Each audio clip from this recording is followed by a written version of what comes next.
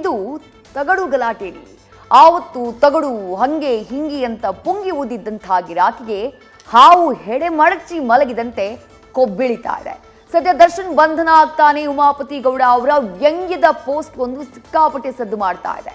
ಅಯ್ಯೋ ತಗಡೆ ಅಂತ ವ್ಯಂಗ್ಯವಾಡಿದ್ದಂತಹ ದರ್ಶನ್ಗೆ ಸ್ಟೋರಿನಲ್ಲಿ ಕೌಂಟರ್ ಕೊಟ್ಟಿದ್ದಾರೆ. ಇನ್ನೊಂದು ಕಡೆ ಮೈಸೂರಿನಲ್ಲಿ ದಾಂಡಿಗನ ರೀತಿಯಲ್ಲಿ ದಾಳಿಯ ಹಲ್ಲಿಯ ವಿಡಿಯೋ ಒಂದು ವೈರಲ್ ಆಗ್ತಾ ಇದೆ.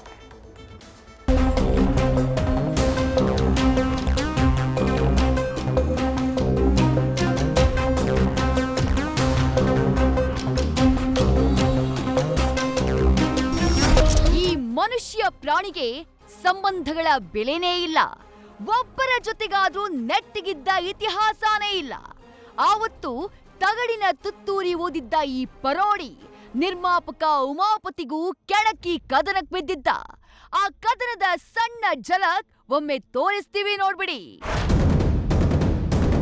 ಸಮಯ ಸಂದರ್ಭ ಎಲ್ಲದಕ್ಕೂ ಉತ್ತರ ಕೊಡ್ತದೆ. ಹಿಂಗೇ ಜೀವನ ಇರಲ್ಲ, ಎಲ್ಲ ಒಂದ್ ಕಡೆ ಹಿಂಗ್ ಬೀಳುತ್ತೆ. ಅಯ್ಯೋ ತಗಡೆ,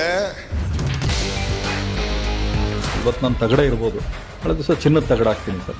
ಸೊ ನೋಡೋಣ. ಬಣ್ಣದ ತಗಡಿನ ತುತ್ತೂರಿ ಕಾಸಿಗೆ ಕೊಂಡನು ಕಸ್ತೂರಿ, ಸರಿಗಮ ಪದನಿಸ ಊದಿದನು, ಸರಿಗಮ ಪದನಿಸ ಊದಿದನು. ಇದು ಮಕ್ಕಳಿಗೆ ಜಂಬದ ಕೋಳಿಯ ಕತೆ ಹೇಳಿದ ರಾಜರತ್ನಂ ಎಂಬ ಮಹಾಕವಿಗೆ ಈ ಪರೋಡಿಯ ಕಥೆ ಸರಿಯಾಗಿ ಹೋಲಿಕೆಯಾಗುತ್ತೆ ಅನ್ನೋದು ಮೋಸ್ಟ್ಲಿ ಅವ್ರಿಗೆ ಗೊತ್ತಿರ್ಲಿಕ್ಕಿಲ್ಲ. ಅಂದ್ಹಾಗೆ ವಿಷಯಕ್ಕೆ ಬಂದ್ಬಿಡ್ತೀವಿ. ದರ್ಶನ್ಗೆ ಪರೋಕ್ಷವಾಗಿ ಟಾಂಗ್ ಕೊಟ್ಟ ಉಮಾಪತಿ. ಕೆಲವೊಮ್ಮೆ ತಾಳ್ಮೆಯೇ ಶಕ್ತಿ ಅಂತ ಉಮಾಪತಿ ಪೋಸ್ಟ್.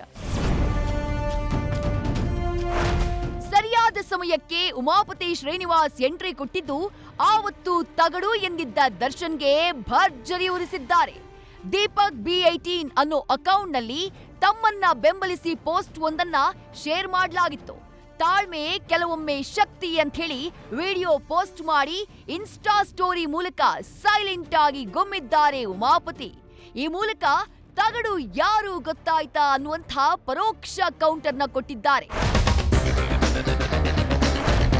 ಇಲ್ಲಿ ಈ ತಗಡು ಠಾಣೆ ಟು ಠಾಣೆ ಪರೇಡ್ ನಡೆಸ್ತಾ ಇದ್ರೆ ಚಿನ್ನದ ತಗಡಿನ ಸವಾಲ್ ಹಾಕಿದ್ದ ಉಮಾಪತಿ ತೀರ್ಥಯಾತ್ರೆಯನ್ನ ಕೈಗೊಂಡಿದ್ದಾರೆ. ರಾಬರ್ಟ್ ಸಿನಿಮಾ ನಿರ್ಮಾಪಕ ಉಮಾಪತಿ ಅವರ ಟೆಂಪಲ್ ರನ್ ಸೋಷಿಯಲ್ ಮೀಡಿಯಾದಲ್ಲಿ ಭಾರೀ ವೈರಲ್ ಆಗ್ತಾ ಇದೆ. ಕುಟುಂಬಸ್ಥರ ಜೊತೆಗೆ ಶ್ರೀ ಕ್ಷೇತ್ರ ಧರ್ಮಸ್ಥಳ ಸೇರಿ ವಿವಿಧ ದೇವಸ್ಥಾನಗಳಿಗೆ ಭೇಟಿ ನೀಡ್ತಿದ್ದಾರೆ. ಇನ್ನೊಂದ್ ಕಡೆ ಮೈಸೂರಿನಲ್ಲಿ ದರ್ಶನ್ರ ಮತ್ತೊಂದು ಹಲ್ಲಿಯ ದೃಶ್ಯ ಹರಿದಾಡ್ತಾ ಇದೆ. ಕಳೆದ ವರ್ಷ ಅತ್ಯಾಪ್ತನ ಮೇಲೆ ಈ ಕೇಡಿ ಹಲ್ಲೆ ಮಾಡಿದ್ದಂಥ ಹಳೆ ವಿಡಿಯೋ ಈಗ ವೈರಲ್ ಆಗ್ತಾ ಇದೆ. ಒಟ್ಟಾರೆ ಆ ತಗಡಿನ ಜೊತೆಗಿನ ಗಲಾಟೆ ಬಳಿಕ ಚಿನ್ನದ ತಗಡಿನ ಭವಿಷ್ಯ ಹೇಳಿ ಸೈಲೆಂಟ್ ಆಗಿದ್ದ ಉಮಾಪತಿ ಇವತ್ತು ನಯವಾಗಿ ಗುಮ್ಮಿದ್ದಾರೆ. ಆವತ್ತು ತನಗೆ ತುತ್ತೂರಿ ಇದೆ ಅಂತ ಕೊಳೆದ ಬಳಿ ಬೇಕಾಬಿಟ್ಟಿ ಊದಿದ್ದಂಥ ಈ ಬುಡಾಂಗ್ ಸಂಜೆ ಹೊತ್ತು ಜಂಬದ ಕೋಳಿ ರೀತಿ ಆ ರೇಣುಕಾ ಸ್ವಾಮಿಗೆ ಕೈಮಾ ಮಾಡಿದ್ದ.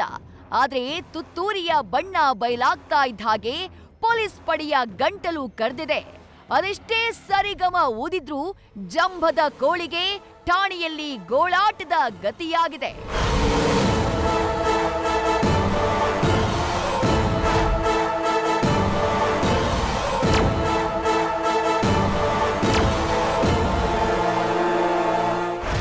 News first bureau.